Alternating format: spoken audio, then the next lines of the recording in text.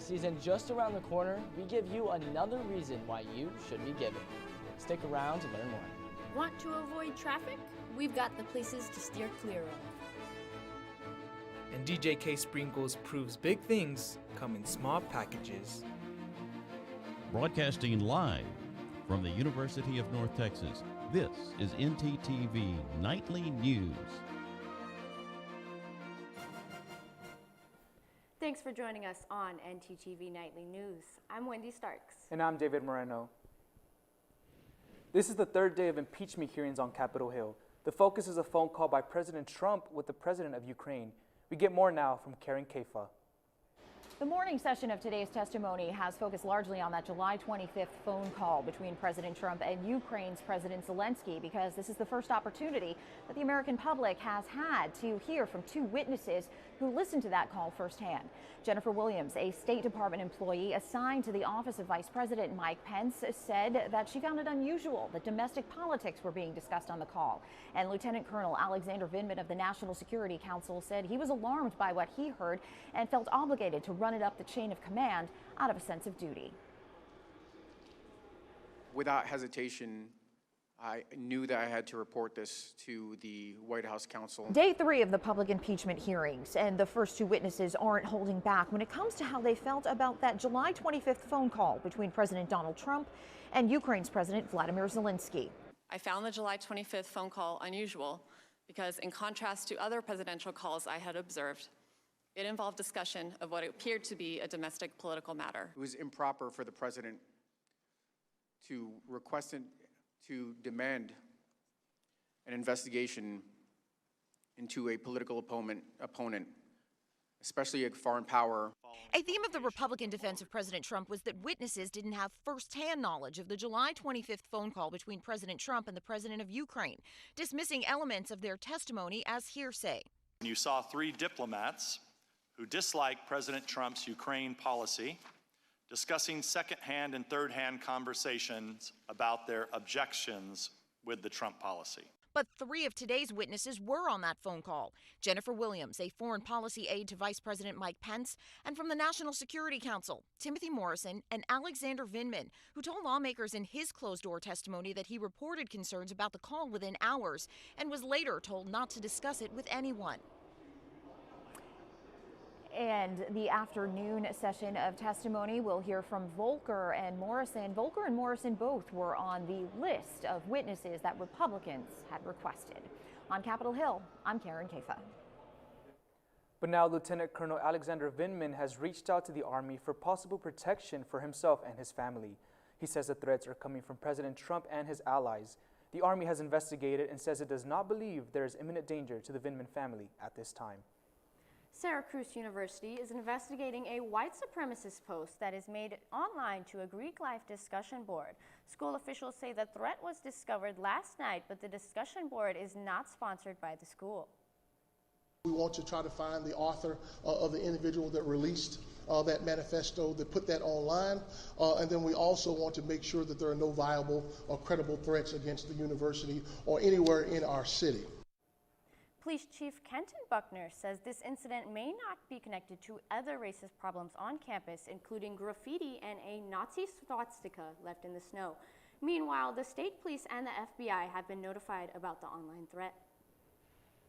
Well, Wendy, it's not too hot, not too cold. Even Goldilocks would say this is perfect weather. I agree, although I would like to have a cold breeze here and there, but our weather anchor Erica Torres can tell us more on what we can expect this evening. Well, we will get some wind later on tonight, but right now let's go ahead and take a look at the current temperatures. We are in the 60s. It feels like 65 right now because of a wind of 8 miles per hour. Later on tonight, the wind will actually stay at 8 miles per hour and the temperature will drop down just a bit. It'll feel like 62, but it'll actually be 64 degrees. If we look ahead at tomorrow morning around 8 a.m. as people are getting ready to head to class, the temperature will be at 61 degrees. It'll feel like 56, so you might want to grab a little light jacket, and the wind speed will actually pick up. We will have some breezes tomorrow, but that's it for now. Stay tuned for the 7-day forecast. Thanks, Erica. When thinking about the holiday season, many people think about the gifts they give their families. That's right, Wendy, but there's other people out there with very big needs. NTTV's Zach Finley is live with more. Zach? Thank you, Wendy and David. As you guys all know, it is that season of giving, and with that implies, well, giving some blood. That's right. As you guys all know, with the holiday season coming around, it is crucial to those blood donations that we need so much. So we are actually throwing a blood donation, well, at least hope is, here at McConnell Hall, and I have some of the representatives here with me. So first, what are you guys, who are you guys, and what is your position? Hi, my name is Ray, and I'm the president of Hope. I'm Anushka, and I'm the vice president. Perfect. Well, to get started, I know with every blood donation, there's certain restrictions when you guys donate. So what are those? So as long as you're 16 years old or older, weigh 110 pounds, and haven't visited a foreign country in the last 6 months to a year, you're free to come donate. And of course, happy to donate. So with this donation that's happening today, what is happening? When does it end, or what's upcoming for you guys? So the blood drive today will end at 7:30, but if you can't make it today, we're going to have 2 more blood drives next semester, one on January 23rd and one on April 2nd, so you can feel free to come to those. There's plenty of ways to donate, but again, today I've talked a lot about Hope as well as Carter Care. So what is Hope organization for you guys? So Hope is a student-run organization at UNT, and we work to provide volunteering opportunities for students. We currently hold 4 blood drives throughout the year, as well as have 14 different committees underneath us, all of which volunteer at various locations around Denton. And we also hold Hope Auction, which is an annual charity event, where last year we raised over $12,000 for the National Alliance on Mental Illness. Wow, that's awesome. So you guys do a lot physically, but also you guys have something online you wanted to talk about. So what is that? In order to see more about what Hope does, you can follow us at the.hope.vlog on Instagram.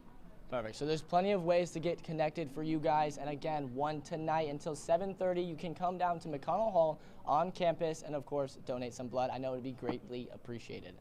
So reporting live from McConnell Hall, Zachary Finley. Thank you. Thank you, Zach.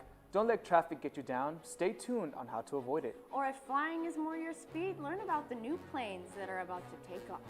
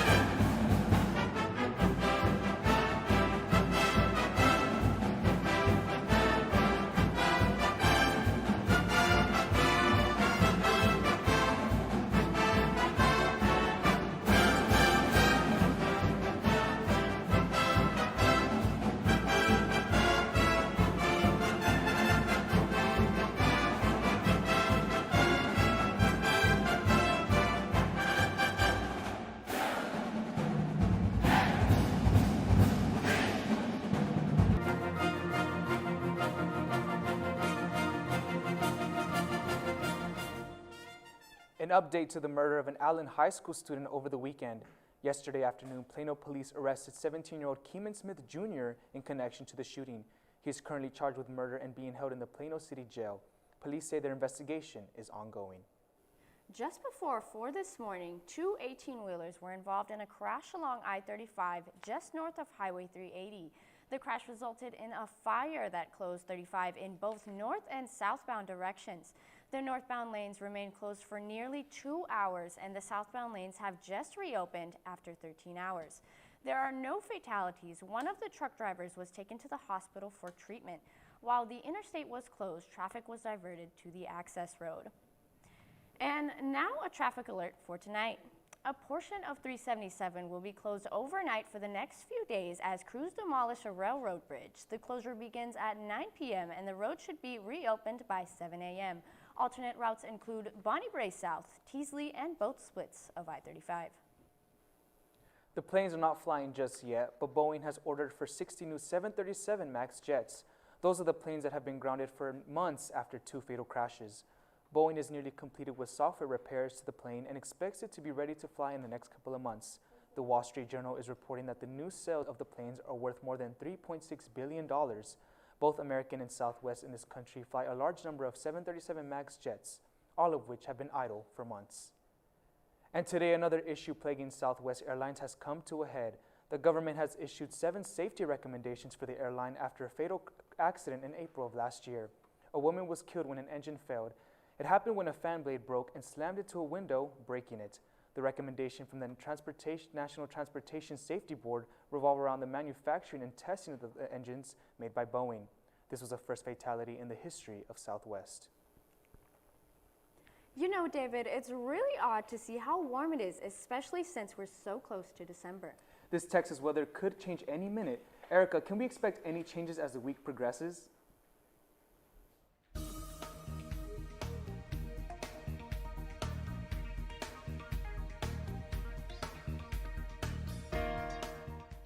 Well, Wendy and David, it is Texas, so it's hot and sunny one day and it's cold and rainy the next.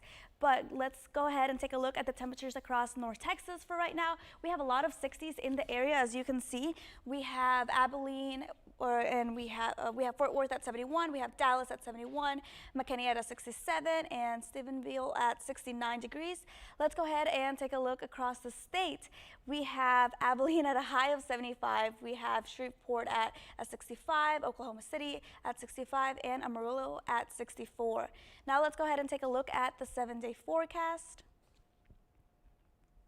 All right, so as you can see, there's a chance of rain for tomorrow. There's a 50% chance, and we're gonna have a high of 73 and a low of 65. And then looking ahead on Friday and Saturday, we also have a really high chance of rain. And on Saturday, we're gonna be at a low of 37. So you guys really need an umbrella and a jacket. Later on in the week, it's gonna be warmer temperatures and it's gonna be sunnier outside. So that's it for the 7-day forecast. Now back to you guys at the desk. Thanks, Erica. UNT prides itself on its international student population, but across the country, fewer international students are going to American colleges. Julian Esparza is live at the Marcus Hall and tells us why. Julian?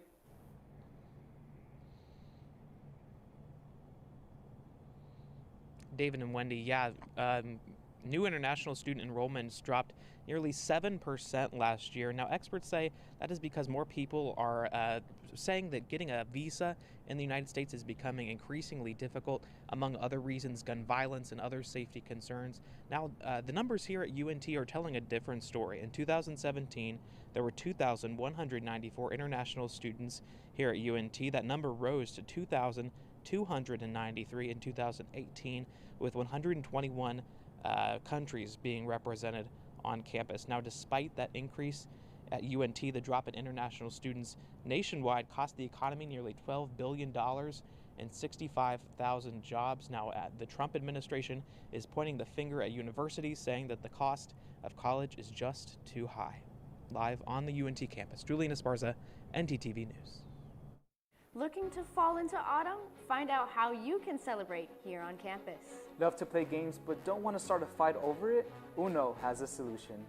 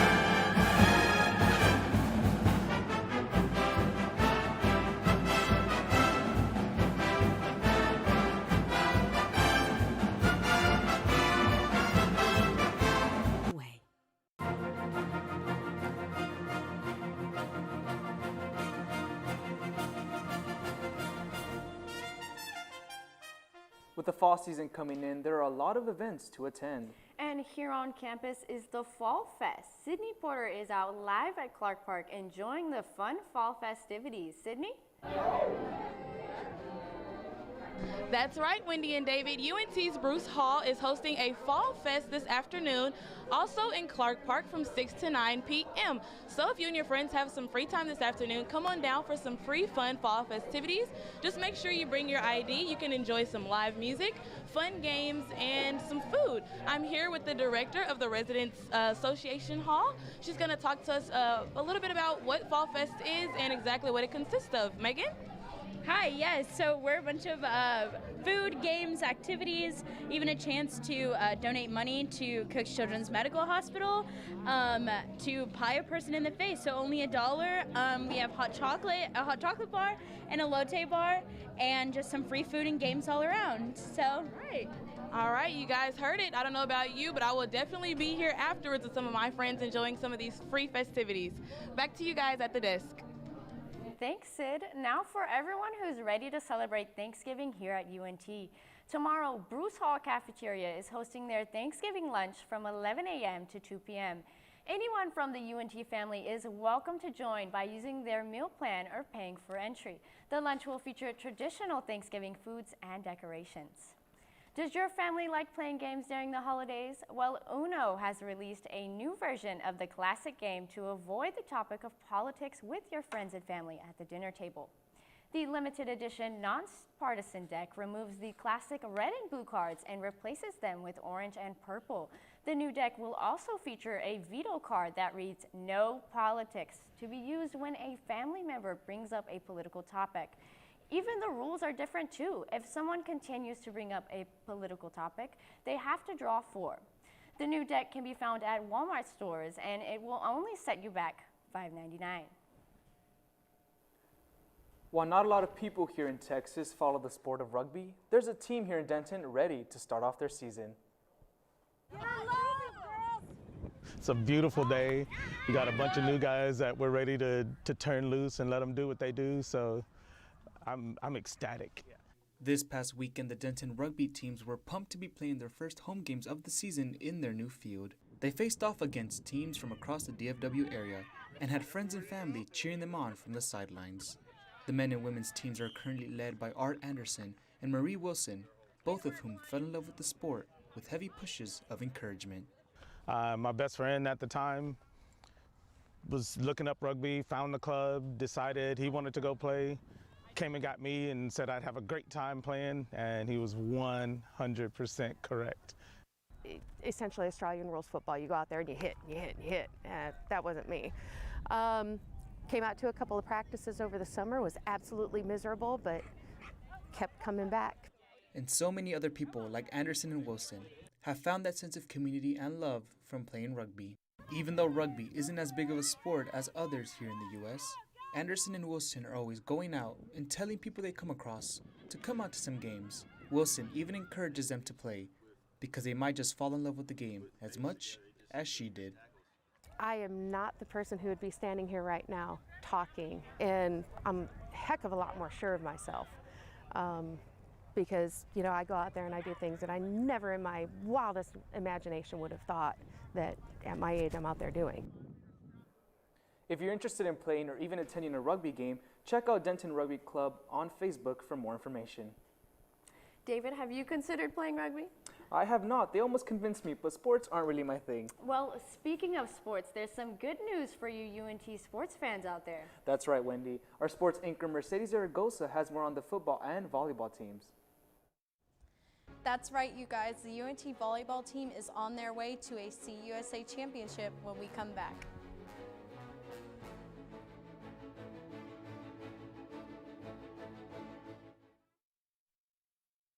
So, I'm kind of new here, but I've noticed a trend. My human does this funny thing where she goes around and gets all my toys, and then she hides them in that basket by the door.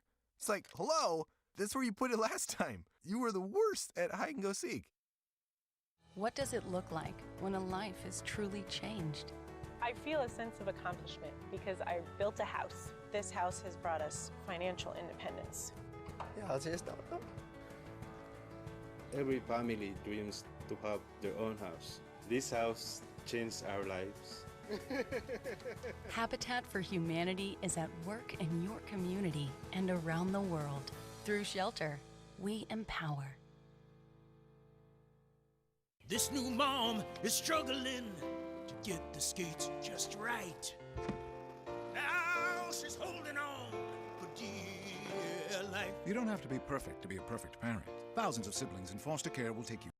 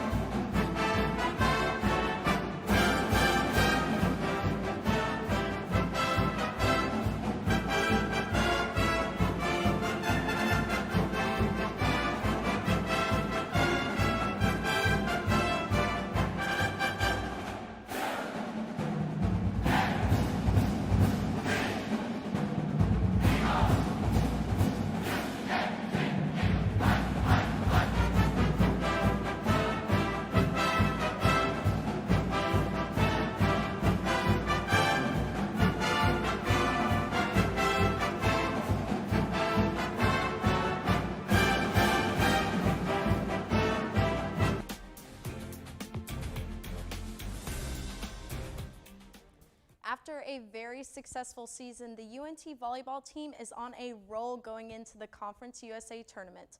UNT played UTSA in their last game of conference play and won in 5 sets.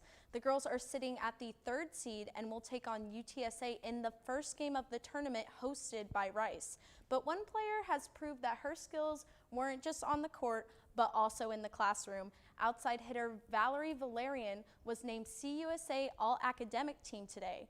But going into this weekend, she's ready to win her team a different CUSA title. Time is just running out for the Mean Green football team. With only 2 games left in the regular season, the likelihood of a bowl game is getting slimmer and slimmer. UNT will travel to Houston this Saturday in hopes to beat Rice in their territory. However, this may be a little tricky considering that the Mean Green haven't been able to win a game on the road yet this season. Let's say that they win this weekend. It'll all come down to Mason Fine's last game at home against number 2 UAB, and if the Mean Green can finally pull it together for a chance at a bowl game. The Cowboys season so far has been a roller coaster to say the least, but thankfully this weekend was a high point. The Cowboys won 35-27 against Detroit Lions at Detroit. Dak Prescott and the Cowboys offense were finally able to take care of business, but what does this mean for the rest of the season? Well, you can see here that the next game will be a tough one. The Patriots have only lost to 1 team so far while also beating the Cowboys' division rival Philadelphia. Further down the road, we have the Rams at home, but the most important game is going to be revisiting the Eagles at Philadelphia. The Cowboys were able to beat the Eagles at home, but this time the Cowboys are in Eagle territory, and we all know how they do on the road. That's all for sports. Back to you guys at the desk. Thanks, Mercedes. Now, Wendy, I have a question for you. Have you ever considered being a DJ? I actually have, since I'm always playing music with my friends, but I've considered all the time that comes with being a DJ. Well, this young artist is a great example of how much work goes into being a DJ. Our very own reporter Fatima Flores caught up with DJ Sprinkles. Check it out. Caitlin Reyes, or also known as DJ K Sprinkles, began her career at the age of 11 years old. What inspired her was seeing her dad working as a DJ at the radio station. My dad influenced me to be a DJ. I would just see him practice all the time, and then one day I just got curious, and then I asked him to teach me, and then I showed him what I could do, and then here I am today. Her family has been a great influence to be a DJ, but everything began at the School of Legends DJ Factory in Grand Prairie, where her DJ mixes she learned landed her to win 3rd place at the DMC Championships this year. We are super excited for her, and she's only 14 years old. I mean, she's gonna be amazing. She has a weekly radio gig and spends her free days catching up on homework or playing her clarinet. She got into Booker T. Washington School of Arts, where she was chosen with her class to perform at the famous theater Carnegie Hall in New York next year. I see myself as a famous DJ traveling the world. She plans to fulfill her dreams, and with her family by her side, she knows it's possible. I'm super proud of her. You know, it hasn't been, you know, from one day to the next. There's been a lot of components that have helped her to be where she's at. You know, of course. From Grand Prairie, Fatima Flores, NTTV News. Looking forward to see where Sprinkle's path takes her. I might even contact her for a family party. Thanks for watching NTTV Nightly News. Join us again tomorrow night at 6 here on North Texas Television.